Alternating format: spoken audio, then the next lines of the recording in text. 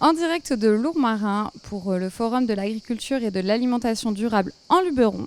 Je suis désormais accompagnée de Vianney Lepichon du GRAB, directeur général du GRAB, et qui est ici aujourd'hui pour participer aux discussions de l'après-midi. Est-ce que vous pouvez nous expliquer simplement pourquoi être là aujourd'hui, quels sont les enjeux pour vous?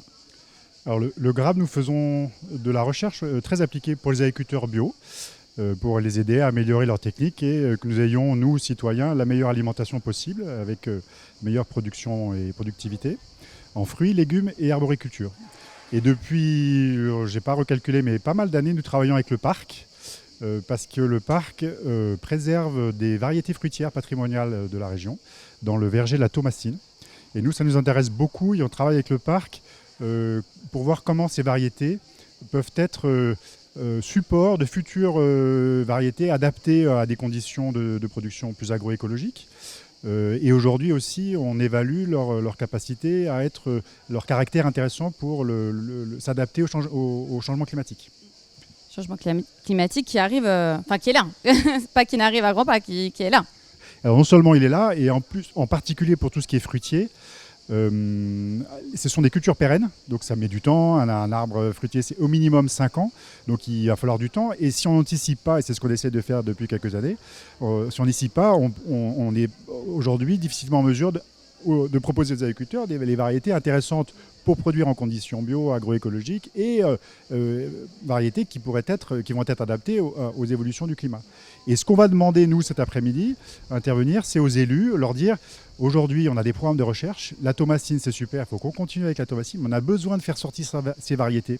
Et donc, si les élus ont des projets, on en a vu un très exemple ce matin avec les projets dans le Bouches-du-Rhône, si on a des communes qui ont du foncier agricole, un demi-hectare, 1 hectare, qui seraient prêts à mettre à disposition pour qu'on plante ces fruitiers et les faire travailler soit par leur équipe municipale, soit à indemniser les producteurs pour le faire. Nous, on viendrait ensuite évaluer ces variétés dans des conditions plus diverses que celles de la Thomasine.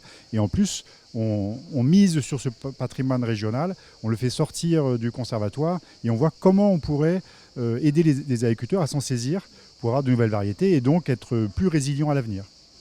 Donc ça montre encore plus que c'est important de s'appuyer sur la science et sur la recherche vraiment sur le terrain, écouter les producteurs et qu'il y a un réel échange entre le monde de la recherche et le monde de l'agriculture.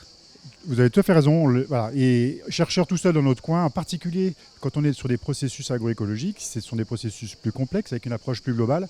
Et on le voit bien dans les partenariats aussi. Là, en l'occurrence, ça nous intéresse beaucoup d'avoir des partenariats avec les collectivités parce qu'on a besoin du long terme. Et ça, les collectivités locales peuvent l'assurer. Du coup, il faut qu'elles soient sensibilisées. C'est plus complexe aussi parce que ça veut dire ces terres-là, je vais les mettre à disposition.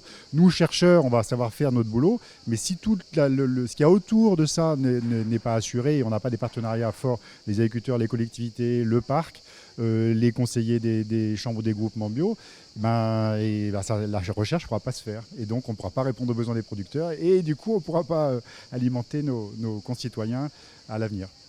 Bon, nous espérons que les élus vont entendre votre appel. Beaucoup d'appels pour les élus aujourd'hui et beaucoup de discussions aussi, ce qui est le cas de cet après-midi. Merci beaucoup Vianney et bon forum, bon après-midi.